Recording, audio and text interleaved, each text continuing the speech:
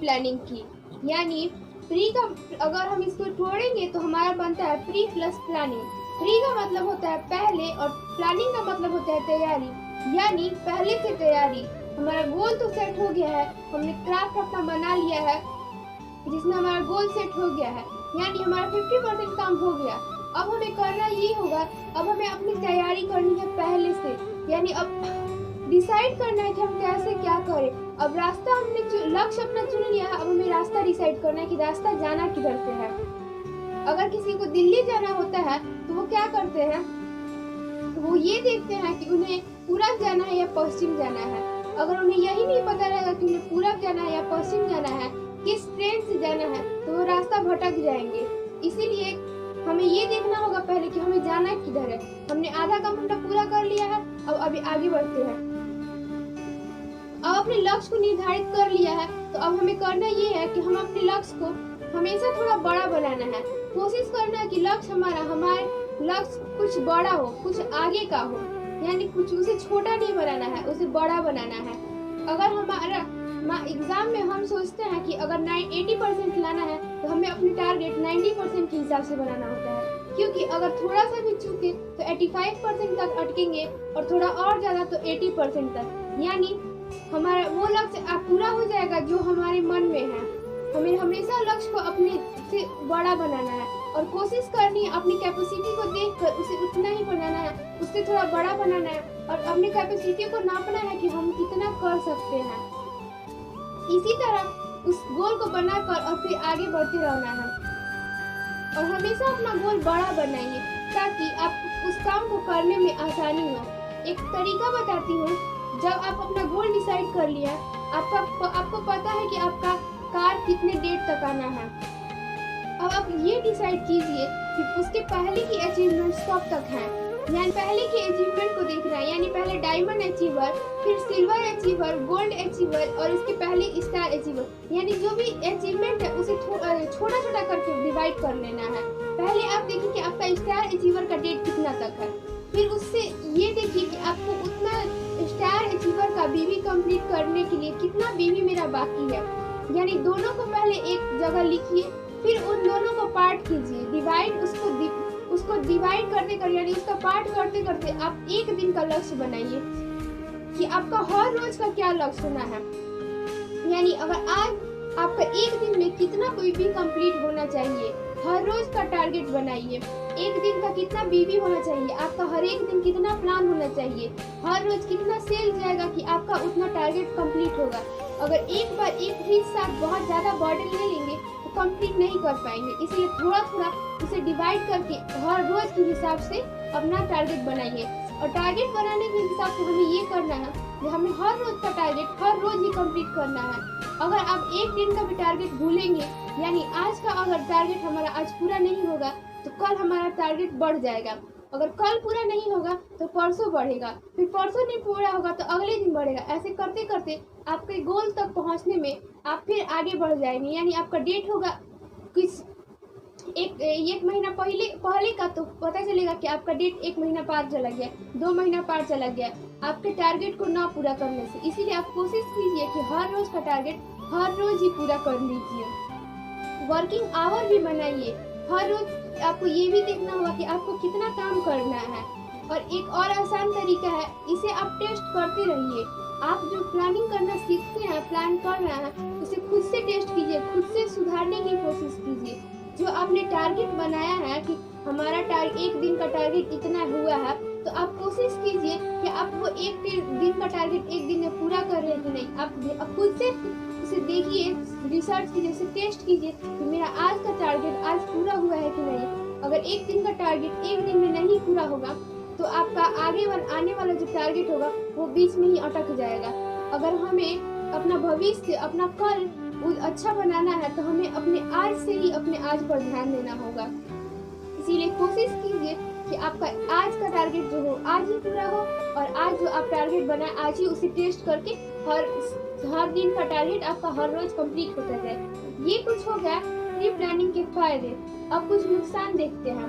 नुकसान में ये होता है, हम कहते हैं, मेरे पापा बोलते हैं कि लक्ष्यहीन व्यक्ति किसी काम का नहीं होता है।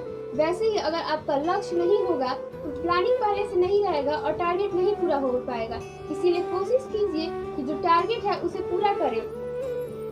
हम देखते हैं हमेशा नुक्कड़ पर या फिर कहीं भी गेट पर जहाँ ज्यादा जगह होता है, कुछ लोग बैठकर और वहाँ पे बातें करने लगते हैं, यानी उनका पार्लियामेंट खुल जाता है, जैसे कि इनका जो डिसीजन होगा वही जाएगा ऊपर, यानी वही सभी सरकारें उसको अनाउंस करेंगी। लेकिन ऐसा होता नहीं है। वो क्या करते हैं, बिना मतलब का उनके पास कोई काम नहीं होता है, ना कोई टारगेट होता है, तो उनका काम होता है कि आते हैं बिना मतलब का बकवास करते हैं 4-5 दिन मिलकर और फिर अपने घर को लौट जाते हैं। उनका हर रोज का रूटीन यही होता है और उनका टारगेट यही होता है कि जाकर नुक्कड़ में बैठकर और बात करना है। इसी तरह अगर उनके पास कोई लक्ष्य नहीं है, इसीलिए वो आते हैं और चले जाते हैं। आपके पास में अगर टारगेट नहीं होगा तो आप भी आइएगा आसपास और फिर चले जाइएगा। इसीलिए कोशिश कीजिए कि आपका पास कोई टारगेट हो।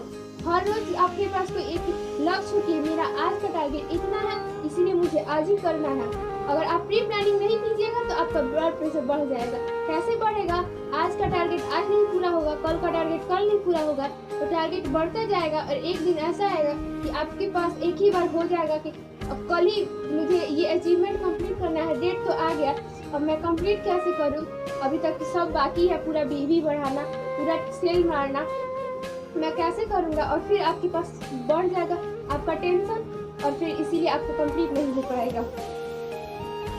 जब बच्चों का एग्जाम होता है तो उनका एग्जाम अगर एक दिन गैप करके रहता है तो वो अपना टारगेट यानी आज एग्जाम का पढ़ाई आज ही पूरा कंप्लीट करते हैं, क्योंकि उन्हें कल एग्जाम देना होता है। जिस सब्जेक्ट का एग्जाम रहता है वो एक ही दिन में उनको कंप्लीट करना रहता है, यानी उनका टारगेट होता है कि आज पूरा बुक समझ लेना है, पूरा बुक अच्छे से लर्न कर लेना है, पढ़ लेना है, उसको अच्छे से चाट जाना है, अपने अंदर घोल लेना है।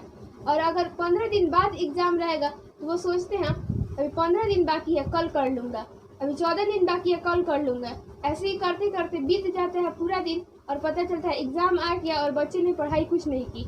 ऐसा ही हाल हमारा भी हो सकता है अगर हमने अपने एक दिन का टारगेट एक दिन में ही नहीं पूरा किया। इसीलिए कोशिश कीजिए कि आपका एक दिन का टारगेट एक ही दिन में पूरा हो और खुद को एकदम उसके अंदर झोंक दीजिए उस काम को करने के लिए। एक अंदर से एक ऐसी आग जगा दीजिए कि मुझे वो काम को कंप्लीट करना है एक ही दिन में। एंड नाउ अब जब हमने प्लानिंग कर ली है, हमें पता है कि हमें क्या करना है, कब करना है, कितने समय में करना है, तो हम अब उस काम को करेंगे, अपनी पूरी जी जान लगा कर करेंगे, अपने पूरे मेहनत के साथ करेंगे। जब हमें पता है कि हमें किस रास्ते पर चलना है, हमें जो जाना है, हमारी जो मंजिल है वो किस रास्ते से होकर आती है, तो वहाँ पर चलना आसान होगा और हम आसानी से जा सकते हैं। तो जब हमने अपना प्लानिंग कर लिया है, हमें रास्ता मालूम है, तो हम आसानी से अपनी मंजिल को पा लेंगे।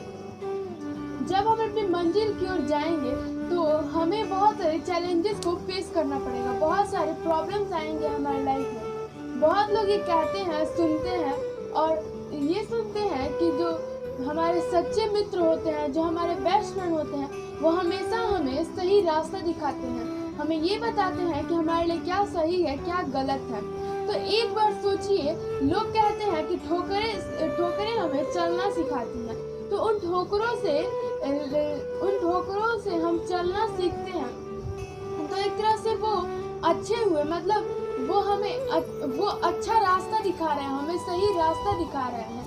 उसी तरह से चैलेंजेस जो है, चुनौतियां जो है, वो हमारे बेस्ट फ्रेंड है, वो हमें सही रास्ता दिखाते हैं कि हमें किस रास्ते पर चलना है, हमारे लिए क्या सही है, क्या गलत है।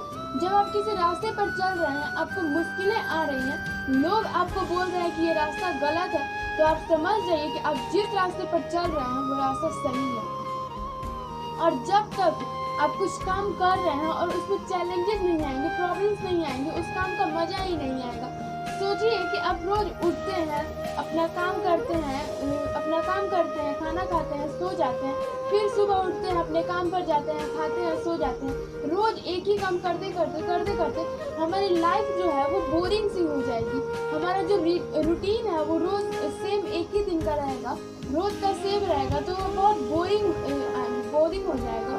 तो हमें कुछ ऐसा करना है कि हमें कुछ रोज नया करने को मिले। चैलेंजेस जो है, जब हम कुछ काम कर करते हैं, जब अपनी मंजिल की ओर बढ़ते हैं तो वहाँ पर चैलेंजेस आती हैं, हमें चैलेंजेस का सामना करना पड़ता है। तो आप उससे घबराइए मत, डर कर रुक मत जाइए, डटे रहिए और आगे बढ़िए। कहा जाता है कि challenges are the test maker of success, मतलब चुनौतियाँ जो है हमारे सक्सेस का, हमारी सफलता का स्वाद बढ़ा देती हैं और उसमें जो मजा है उसका और इंक्रीज कर देती हैं, उसका मजा दोगुना कर देती हैं। जब हम आगे बढ़ते हैं अपने लक्ष्य की ओर, तब अगर हमारे उस लक्ष्य को पाने में कुछ अड़चनें आती हैं और जब उसे हम पूरा कर लेते हैं, उसे पार कर लेते हैं, तो हमारे अंदर जो खुशी होती है, हमारे अंदर जो कॉन्फिडेंस आता है, उसका लेवल एकदम अलग ही होता है। वो एकदम अलग लेवल का खुशी हमें मिल जाता है।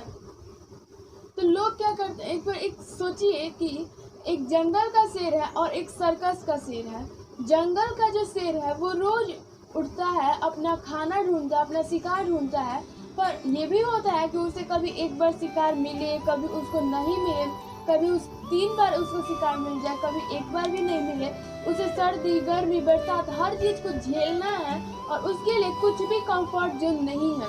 और जो एक सर्कस का शेर होता है, वो उसके सामने 3 वक्त का खाना लाकर रख दिया जाता है, उसे बहुत इजीली मिल जाता है, कोई भी मेहनत करने की जरूरत नहीं है। वो 3 वक्त का भोजन करता है, अच्छे से एक कमरे में बंद रहता है, उसे ना तो सर्दी, ना गर्मी, ना बरसात, कुछ भी नहीं झेलना है, एकदम मजे में, कंफर्ट जोन में रहेगा। एक बार ये सोचिए कि जो जंगल का शेर है उसे सब राजा कहते हैं, कि वो शेर जो है उस जंगल का राजा होता है। और जो सर्कस का शेर होता है उसका काम बस इतना है कि वो बच्चों को हंसाए और बच्चे जो आते हैं उस पर उसे चिढ़ाते हैं, लोग उसे देखकर खुश होते हैं, वो एक मजाक टाइप का हो जाता है, उसका कोई भी अपना अहमियत नहीं रह जाता है। भले ही वो ऐसा आराम की जिंदगी जी रहा हो, उसे कोई प्रॉब्लम्स नहीं है, लेकिन उसका अस्तित्व नहीं होता है कुछ, वो बस मजाक के काम में आता है। लेकिन जो जंगल का शेर होता है, वो शेर वो एक राजा कहलाता है, वो एक राजा के रूप में होता है। किसी की मजाल नहीं है कि उसके सामने जाकर वो हंस सके और उसका मजाक उड़ा सके। तो आप भले ही प्रॉब्लम से गुजर रहे हो, पर एक राजा की तरह रहिए कि कोई आपका मजाक नहीं उड़ा सके।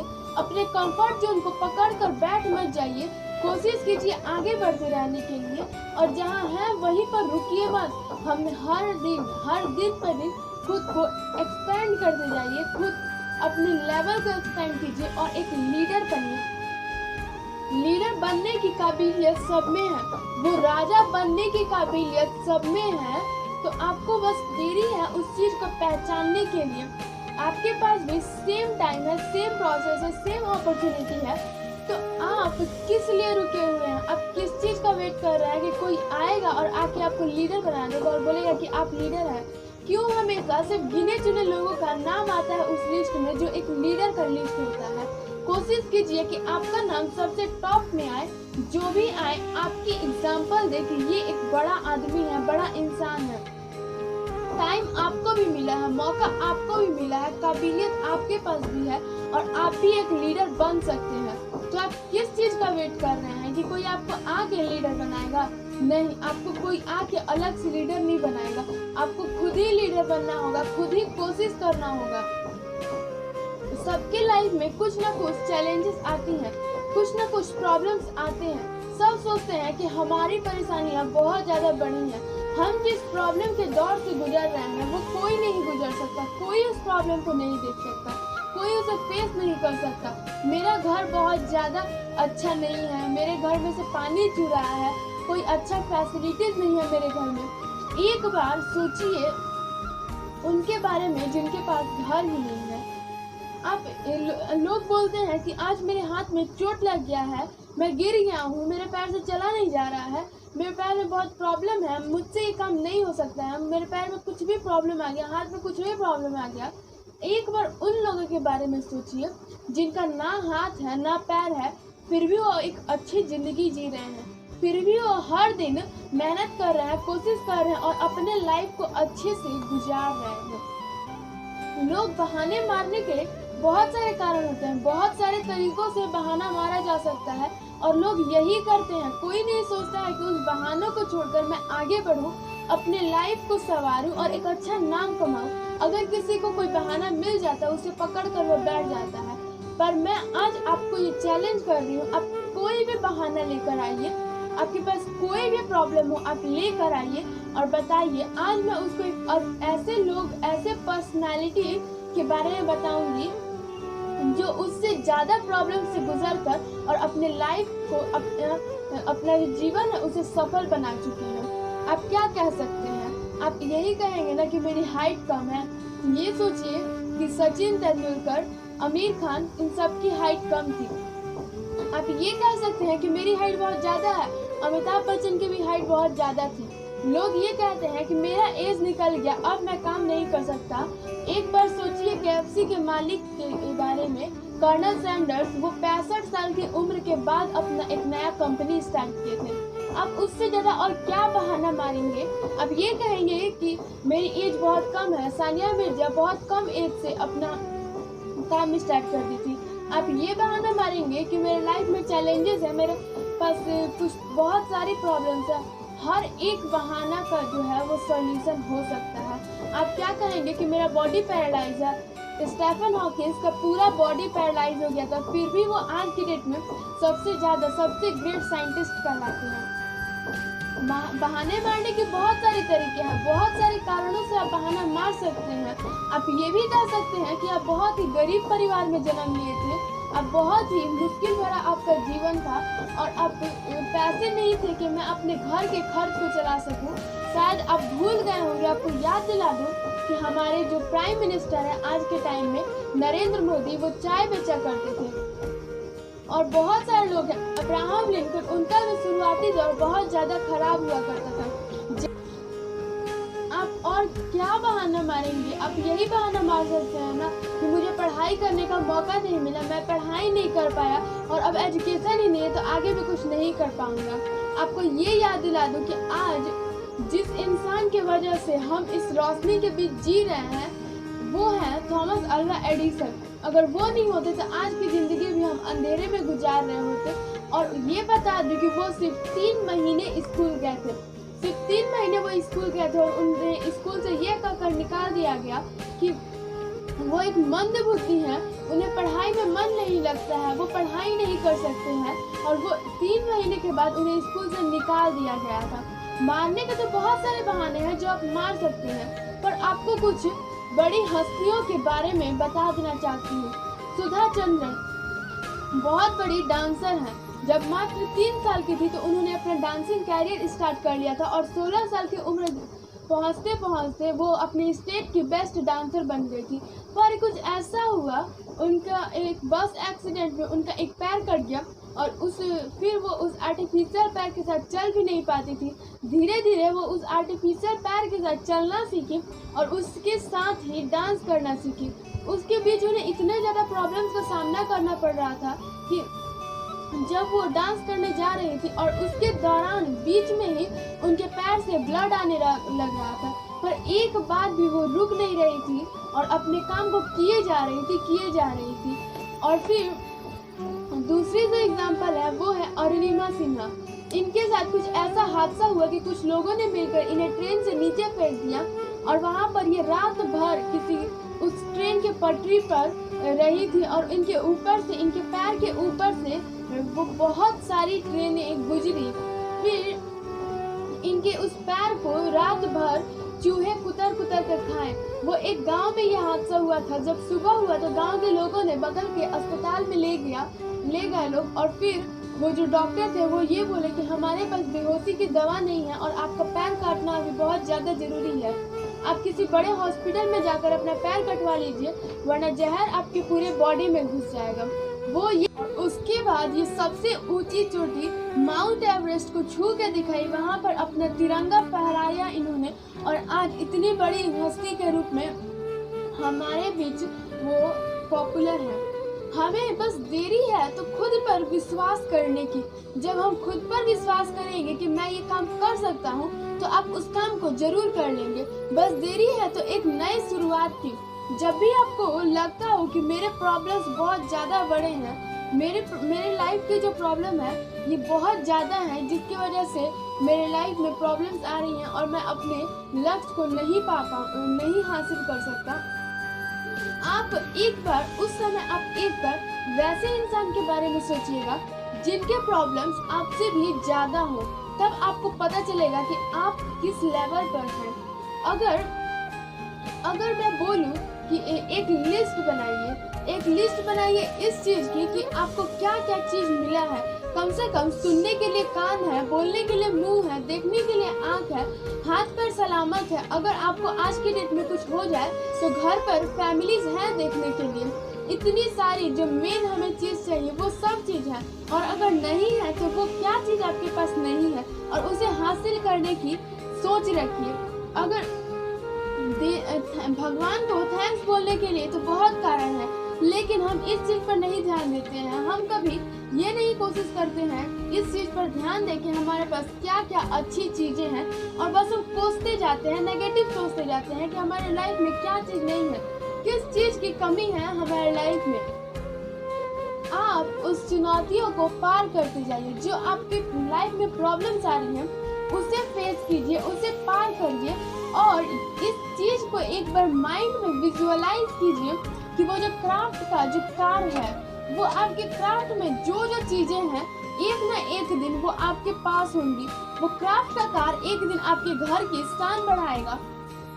आप इस चीज़ के बारे में ध्यान दीजिए, और ये चीज़ जरूर याद रखिएगा कि किसी बहुत बड़े इंसान ने कहा है, असफलता एक चुनौती है, स्वीकार करो। असफलता एक चुनौती है, स्वीकार करो। कहाँ कमी रह गई देखो और सुधार करो। जब तक सफल ना हो नींद चैन को त्यागो तुम, संघर्षों का मैदान मत छोड़ भागो तुम। जब आप इतने सारे लेवल्स को पार कर लेंगे तो अब आप अपने लक्ष्य के बहुत करीब होंगे, या फिर हो सकता है कि आपने अपने लक्ष्य को पा लिया हो। लेकिन हम चाहे कितने भी लेवल्स तक पहुंच जाए या फिर हमारी सफलता पूरी भी हो जाए, तो हमें सीखना बंद नहीं करना है। यानी कितने भी आगे बढ़ जाए अपने काम को नहीं छोड़ना है। एक बहुत ही महान हस्ती के बारे में आपको बताना चाहती हूँ। ये एक स्विमर है जिनका नाम है माइकल फेल्प्स। माइकल फेल्प्स बहुत ही कम उम्र से ही अपना कैरियर स्टार्ट कर दिया था इन्होंने, और बहुत ही कम उम्र में ही बहुत अच्छे मुकाम पर पहुंच गए थे। जब ये सिर्फ 7 साल के थे तो इन्होंने बहुत अच्छे मेडल्स हासिल कर लिए, स्विमिंग में अपना नाम कमा लिया। और जब ये सिर्फ 15 साल के थे तो अपना नेशनल अवार्ड्स बहुत सारे हासिल कर लिए। फिर डेली प्रैक्टिस की वजह से ही ये इतने अच्छे मुकाम पर पहुंच गए थे।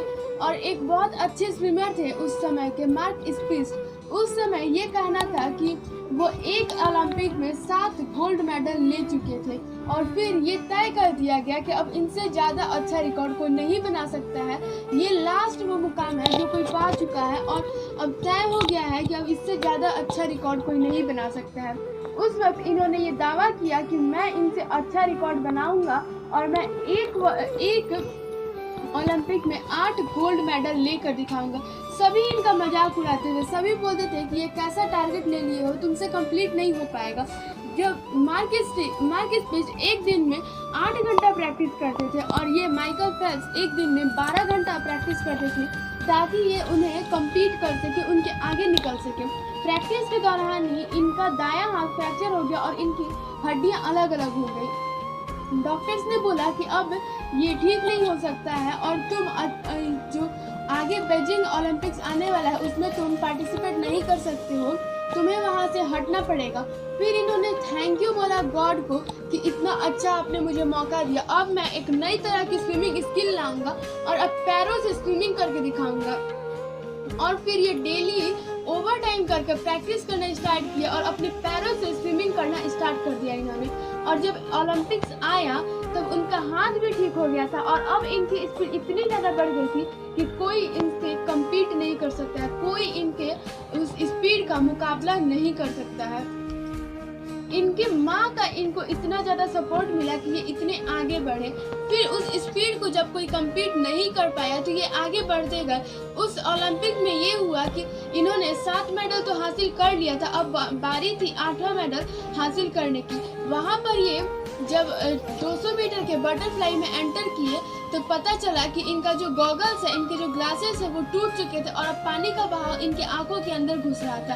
अब रेस स्टार्ट हो चुकी है, ये स्टार्ट कर चुके हैं और इन्होंने अपना गोल सेट कर लिया। रुकने का कोई चांस ही नहीं बनता है, बहाना मारने का कोई चांस नहीं बनता है। ये आगे बढ़ते रहे। इन्हें ये प्रैक्टिस करते करते इन्हें ये याद था कि मेरे कितने हाथ मारने पर मेरा कौन सा लेवल आएगा। फिर ये इन्हें 100 मीटर के बाद कुछ दिखाई नहीं दे रहा था, पूरे अंधे हो चुके थे। और उसके बाद इन्होंने जब उस लेवल को पार किया तब ये बोर्ड पर क्या देख रहे हैं कि लिखा है WR, मतलब कि वर्ल्ड रिकॉर्ड। और ये वर्ल्ड रिकॉर्ड बन चुका है कि इन्होंने एक ओलंपिक में 8 गोल्ड मेडल ले लिया है। हमने देखा कि माइकल फेल्प्स ने हर बार कभी भी सीखना बंद नहीं किया, हर रोज प्रैक्टिस करते रहे, जिसका रिजल्ट ये निकला कि इनके आंख में पानी जाने के बावजूद भी ये अपने रिकॉर्ड को बना पाए। और ये हमेशा अपने रिकॉर्ड्स खुद बनाते थे और फिर अपने ही रिकॉर्ड्स को खुद तोड़ते थे। हमें भी कुछ ऐसा ही करना है कि हमें खुद अपने लक्ष्य को डिसाइड करना है और खुद उसे पूरा करना है। पूरा करने के बाद और ज्यादा बड़ा लक्ष्य बनाना है, फिर उसे भी पूरा करना है। यानी लाइफ में कभी भी रुकना नहीं है, हमेशा आगे बढ़ते रहना है। हम सभी सोचते हैं कि ये सब बातें बोलनी तो बहुत आसान होती है, लेकिन करना बहुत मुश्किल है।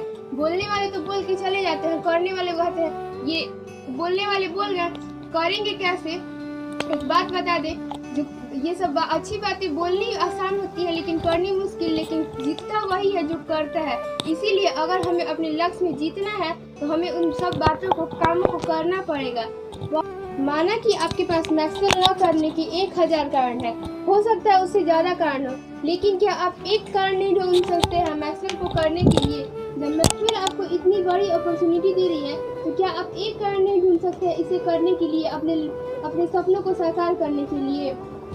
और जब हमने अपने लक्ष्य को हासिल कर लिया है, जो हम चाहते हैं वो हमें मिल चुका है, तो अब ऐसा नहीं करना है कि अपने कंफर्ट जोन को पकड़कर और वहीं पे बैठ जाना है कि अब आगे हम काम नहीं करेंगे, हमें तो यहीं पे अच्छा लग रहा है, यहीं पे मजा आ रहा है। ऐसा बिल्कुल भी नहीं करना है, हमें आगे बढ़ते रहना है। जब हमारा एक लक्ष्य पूरा हो गया, एक गोल पूरा हो गया, तो अब हमें अपना दूसरा लक्ष्य बनाना है, उस पर काम करना है, उसे हासिल करना है और कभी भी हमें रुकना नहीं है, आगे बढ़ते जाना है।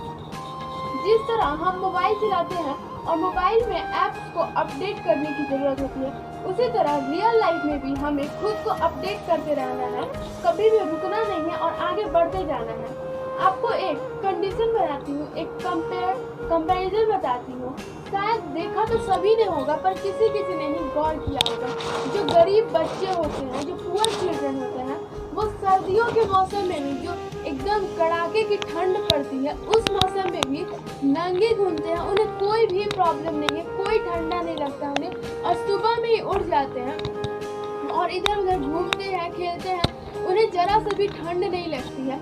और जो अमीर जो बच्चे होते हैं, जो एकदम हाई लेवल के होते हैं, रिच चिल्ड्रन जो होते हैं, वो अगर कंबल में भी घुसे रहे तो पता चलता है कि उन्हें ठंडियों के मौसम में सर्दी लग गई है, बुखार हो गया है, तबीयत खराब हो गया है। ऐसा क्यों होता है? क्योंकि वो खुद को स्ट्रांग नहीं रख पा रहे हैं। जो गरीब बच्चे होते हैं वो खुद को इतना स्ट्रांग कर लिया है अंदर में, चाहे कोई भी हवा चले, कोई भी मौसम हो, कुछ भी हो, लेकिन उनका कुछ भी नहीं बिगाड़ पाएगी। हमें भी खुद को ऐसा बना लेना है, हमें भी खुद को इस तरह से ढाल लेना है, अपने सिस्टम को इतना ज़्यादा मजबूत कर लेना है कि चाहे कुछ भी प्रॉब्लम है, कुछ भी चैलेंजेस है, कुछ भी हो, हमें वहीं पर रुकना नहीं है। और कुछ भी आए पर मेरा कुछ भी ना बिगाड़े, चाहे बहुत ज़्यादा मेरे लाइफ में प्रॉब्लम्स है, लेकिन आपको रुकना नहीं है, बस आगे बढ़ते जाना है। जिंदगी में कभी भी ऐसा काम कीजिए कि लोग आपकी कॉपी करें, या हमेशा आपको ऐसा काम करते रहना है कि आपको इतना आगे बढ़ना है कि दूसरे लोग देखें आपको और सोचें कि वो तो आदमी बहुत सक्सेस कर लिया है, मुझे भी उसकी तरह सक्सेस करना है। उसके बोलने का ढंग बहुत अच्छा लगता है, उसका एटीट्यूड बहुत अच्छा लगता है। यानी ऐसी कोशिश कीजिए कि लोग आपकी कॉपी कर सके। ऐसा ना हो कि आपको किसी और की कॉपी करते रहना पड़े। आपने ये देखा होगा कि जो कोयला होता है और जो हीरा होता है दोनों एक ही खदान में पाए जाते हैं, पर फिर भी दोनों का कैरेक्टर, दोनों का लुक एकदम अलग होता है। अगर आपको हीरा चाहिए तो क्या आप ऊपर से देख के बता सकते हैं कि यहाँ पर हीरा है कि नहीं है? नहीं बता सकते हैं। उसके लिए पहले आपको ज़मीन की मिट्टी हटानी होगी, कंक्रीट हटाना होगा, अंदर खुदाई करनी होगी और फिर उसकी खान में जाकर आपको देखना होगा। आपको पहले बहुत सारे कोयले मिलेंगे और उसी के दौरान आपको उस खुदाई के दौरान ही कहीं बीच में जाकर कोई हीरा पड़ा हुआ मिलेगा। बस आपको ढूंढना है उस चीज़ को। अगर आप किसी को ज्वाइनिंग के लिए जाते हैं तो आपको क्या लगता है, लोगों की भीड़ में ही कोई लीडर रहता है। ऐसा नहीं है कि आप किसी को देखेंगे और देख के बता सकते हैं कि यहाँ पर वो लीडर है कि नहीं है। आपको पहले जाना होगा, ज्वाइनिंग करवाना होगा, बहुत सारे डिस्ट्रीब्यूटर्स मिलेंगे और उसी के भीड़ में कोई एक ऐसा इंसान होगा जो एक लीडर बनेगा और बाद में जाकर एक लीडर की तरह उभरेगा। इसके लिए हमें हमेशा प्रैक्टिस करनी होगी, कभी भी उस चीज़ को छोड़ना नहीं है, कभी भी अपने काम को भूलना नहीं है, बस करते जाना है, करते जाना है। एग्जाम्पल देना चाहती हूँ बिल गेट्स और वॉरेन बुफे का। ये जो है आज के डेट में सबसे ज़्यादा रिच पर्सन है। वॉरेन बुफे और बिल गेट्स हर मिनट, हर सेकंड पैसा कमाते हैं। इन्हें अगर ऐसा भी हो कि ये बैठ जाएं और अब काम ना करें तो इनके जीवन एकदम अच्छे से बीतेगी और इनकी आने वाली 7 पीढ़ियां अच्छे से अपना जीवन गुजार सकती है। पर फिर भी ये काम कर रहे हैं, पर फिर भी ये रुक नहीं रहे हैं, ये अपने काम को करना बंद नहीं कर रहे हैं। आप चाहे जीवन के जिस भी मुकाम पर पहुँचे, जिस भी एज पर पहुँचे, अगर आप में वो काबिलियत है, हिम्मत है कि आप काम कर सकते हैं तो उस काम को कीजिए, कभी रुकिए मत। और कभी भी आपको ऐसा लगता है कि आपका जो पैसा है वो अब ज़्यादा हो गया, इतने में मेरा पैसा हो जाएगा, काम चल जाएगा, फिर भी आप कमाते रहिए। आप अपनी कमाई को मत बंद कीजिए, अपने काम को मत बंद कीजिए और आगे बढ़ते रहिए। हमेशा स्टार्टअप के बारे में सोचते रहिए। आपको क्या लगता है, हम लोग आज यहाँ आए हैं, हम लोग को पहले से ट्रेनिंग देने आता है, बोलने आता है? नहीं, ये हमारा भी फर्स्ट टाइम है। हमें भी बहुत डर लगा था, हमारे भी हाथ पैर कांपे थे, पर हमने भी स्टार्ट किया। उस चीज़ को सोचा कि अगर हम ट्राई नहीं करेंगे तो इस चीज़ का अफसोस हमेशा रहेगा। इसलिए ट्राई करके देखिए, भले ही वो चीज़ सफल हो या ना हो, पर ट्राई करने में क्या जाता है, कम से कम आपको अफसोस तो नहीं होगा इस चीज़ का कि मैंने ये चीज़ ट्राई ही नहीं किया। इस चीज़ के लिए कम से कम ट्राई कीजिए, नए स्टार्टअप्स के बारे में सोचिए और ये ध्यान दीजिए कि मैं कभी भी रुकूं ना, उस काम को करते रहूं, आगे बढ़ते रहूं। तो इसी के साथ हमारा आज का सेशन खत्म होता है। Thanks for watching this video.